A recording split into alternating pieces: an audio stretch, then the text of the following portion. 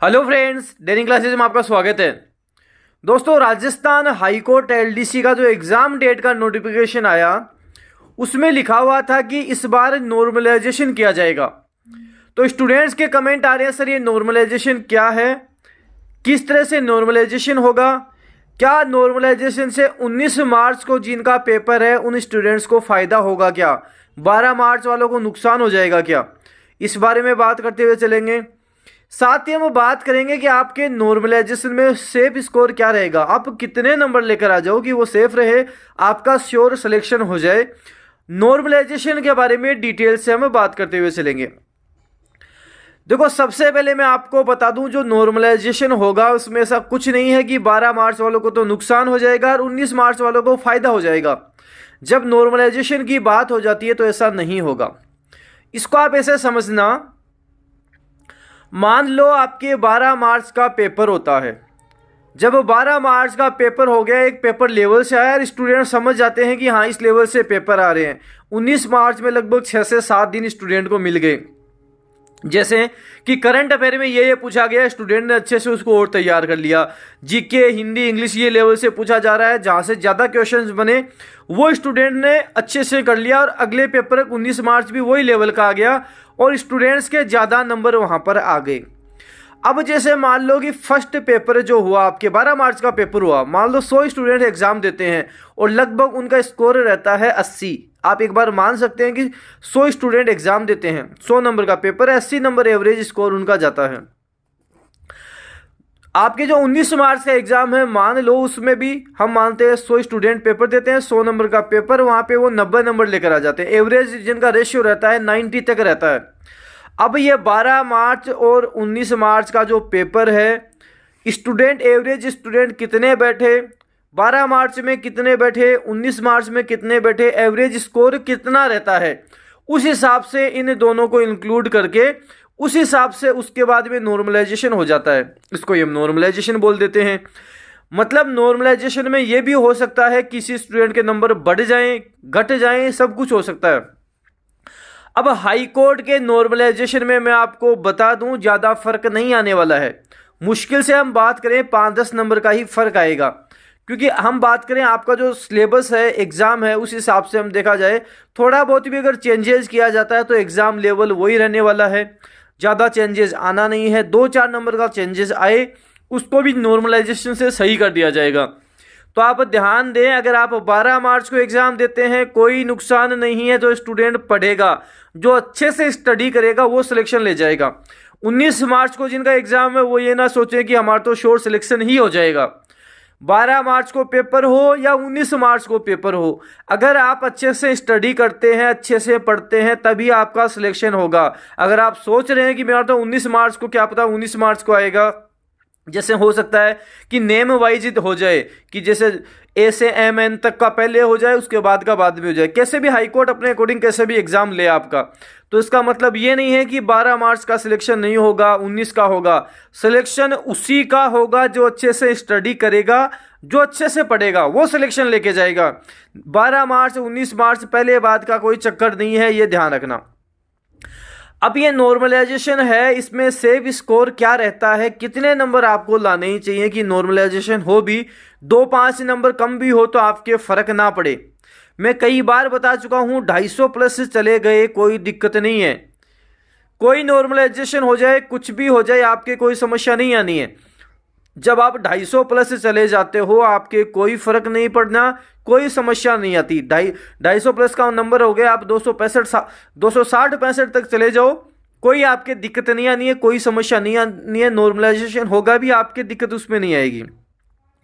तो ये जो नॉर्मलाइजेशन वाली हवा फैला रखी है मार्केट में कि नॉर्मलाइजेशन होगा, 12 मार्च वाले सिलेक्शन नहीं ले पाएंगे, ज़्यादातर 19 मार्च का सिलेक्शन होगा। देखो, दोनों को एवरेज कर दिया जाएगा, दोनों के नंबर मिलाएंगे कि स्टूडेंट यहाँ पे इतने नंबर एवरेज ला रहे हैं, 19 मार्च को एवरेज इतने नंबर लेकर आ रहे हैं।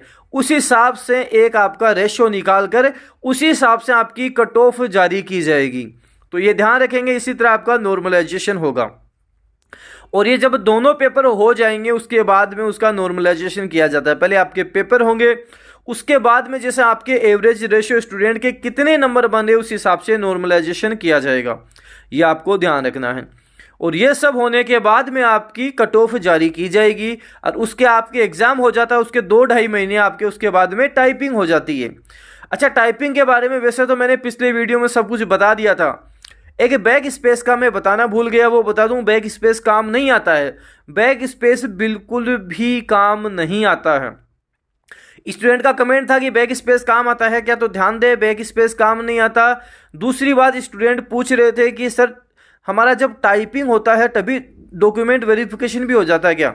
डॉक्यूमेंट वेरिफिकेशन बाद में होता है, टाइपिंग होगा, रिटर्न सबका एक साथ मिला के जब रिजल्ट निकलेगा लास्ट में, जब आपका फाइनल सिलेक्शन हो जाता है तब आपका डॉक्यूमेंट वेरिफिकेशन होता है, ध्यान दे। उसके बाद में डॉक्यूमेंट वेरिफिकेशन किया जाता है, तो इसका आपको ध्यान रखना है। सब कुछ मिला के जब फाइनल मेरिट निकलती है तब डॉक्यूमेंट वेरिफिकेशन किया जाता है। कई स्टूडेंट के कमेंट थे, सर हमारी 40-50 की स्पीड अभी है, थोड़े दिन टाइपिंग छोड़ दें क्या? देखो, अगर आप चाहो तो छोड़ भी सकते हो, अगर आप मैनेज कर सकते हो कि हाँ दिन में आधा घंटा तो मैं टाइप कर सकता हूँ, आधा घंटा कर लो। वैसे अगर छोड़ोगे भी तो आपके समस्या नहीं आएगी। समस्या किसके आती है? जिसको बिल्कुल ही टाइपिंग नहीं आती, उसके समस्या आ सकती है।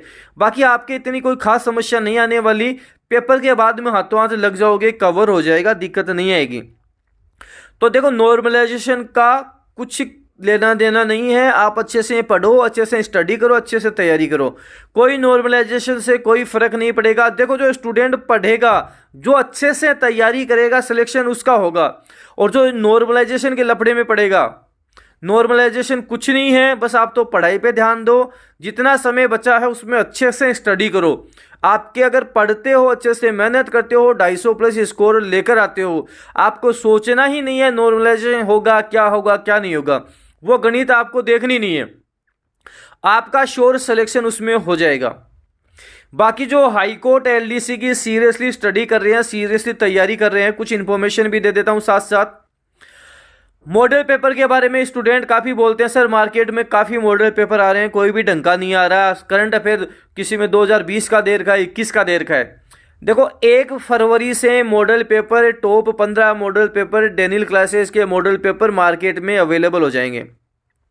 कल ही उसके बारे में एक वीडियो भी अलग से बना दूंगा, मार्केट में आपको अवेलेबल हो जाएंगे। ऑनलाइन टेस्ट सीरीज की बात कर लें, 1 फरवरी से ऑनलाइन टेस्ट जिनके लॉक लगा हुआ है वो भी आपके ऑन हो जाएंगे। 1 फरवरी से यूट्यूब पे भी मैं आपको टेस्ट करवाऊंगा, जो फ्री टेस्ट रहेंगे high court LDC exam level के अकॉर्डिंग। 1 फरवरी से आपके यूट्यूब पे भी टेस्ट शुरू हो जाएंगे, और इसी दौरान आपकी डेली डोज वाली क्लास भी शुरू हो जाएगी। तो जो स्टूडेंट डेनियल क्लासेस से राजस्थान हाई कोर्ट एलडीसी की तैयारी कर रहे हैं, सीरियसली तैयारी कर रहे हैं, उनको कहीं भटकना नहीं है, कहीं कुछ नहीं पढ़ना, कहीं तैयारी नहीं करनी। हाई कोर्ट एलडीसी की जो मैं करवा रहा हूं उतना आप कर लोगे। देखो, डेली डोज जहां हिंदी और इंग्लिश अच्छे से कवर करेंगे, मॉडल पेपर जिसमें सारा सब कुछ होगा, एक्स्ट्रा फैक्ट सारा सब कुछ होंगे, तो सारा सब कुछ ये मान लो राजस्थान हाई कोर्ट एलडीसी का निचोड़ आपको डेनियल क्लासेस पर ही मिलेगा, जहां आपको सारा सब कुछ मिल रहा है। यहाँ पे आपके टेस्ट भी चलेंगे ऑनलाइन, आपको कंप्लीट, हम बात करें डेनियल क्लासेस की ऐप पे कंप्लीट कोर्स आपको मिल रहा है। आपके मार्केट में ऑफलाइन टेस्ट मिल जाएंगे, ऑनलाइन टेस्ट आपके होंगे, डेली डोज वाली क्लास यूट्यूब पे फ्री रहेगी, मॉडल पेपर के सॉल्यूशन आपको यूट्यूब पे करवाऊंगा, अलग से मॉडल पेपर यूट्यूब पे करवाऊंगा। तो ये जो राजस्थान हाई कोर्ट एलडीसी का जो कंप्लीट भंडार है, यह आपको डेनियल क्लासेस पर ही मिलने वाला है। और आपके राजस्थान हाई कोर्ट एलडीसी को देखते हुए अभी मैं किसी भी एग्जाम्स के अकॉर्डिंग वीडियो नहीं बना रहा हूँ, केवल राजस्थान हाईकोर्ट एलडीसी ही मेरा टारगेट है। इस बार जो आपके मार्च में एग्जाम है उसमें राजस्थान हाईकोर्ट में स्टूडेंट सेलेक्ट हों, इतना मैटर मैं उनको उपलब्ध करवा दूं, सारा सब कुछ एग्जाम लेवल के अकॉर्डिंग सब कुछ उनको उपलब्ध करवा दिया जाए। तो अगर आप सीरियसली पढ़ने वाले स्टूडेंट हैं, आप चाहते हो आपका सिलेक्शन है, तो आप कंप्लीट बिलीव करें। देखो, पहले बिलीव आपको करना ही पड़ेगा, सर ये एग्जाम के अकॉर्डिंग है नहीं है, ये है वो है, कम लेवल है ज़्यादा लेवल है। अगर इन चक्रों में आप फंसोगे तब सिलेक्शन नहीं ले पाओगे। सबसे पहले आपको अपने टीचर पे कंप्लीट बिलीव करना पड़ेगा, भरोसा करना पड़ेगा, तभी अच्छी स्टडी होगी, तभी अच्छे से सारा सब कुछ होगा। ये आप ध्यान रख लेना। मैंने आपको जो जो सारी चीज़ें बताई हैं सब आपको मिलेगा। करंट अफेयर भी मैं आपको एक मैराथन क्लास लगाऊंगा, इंडिया का, वर्ल्ड का, राजस्थान का, सारा सब कुछ करवाते हुए चलूँगा। तो नॉर्मलाइजेशन का हलवा कुछ नहीं है, आपको कोई उसकी हवा नहीं बनानी, कुछ नहीं करना, अच्छे से स्टडी करनी है, अपना 100% फोकस हाई कोर्ट LDC पे लगाना है। श्योर सिलेक्शन ले जाओगे, कोई दिक्कत नहीं आएगी। इस वीडियो को जितना ज़्यादा हो उसके आप शेयर करें, लाइक करें। डेनियल क्लासेस यूट्यूब चैनल पे नए हो, सब्सक्राइब के साथ साथ बेल आइकन भी प्रेस करें ताकि कोई भी न्यू अपडेट आए आपको तुरंत मिले। धन्यवाद।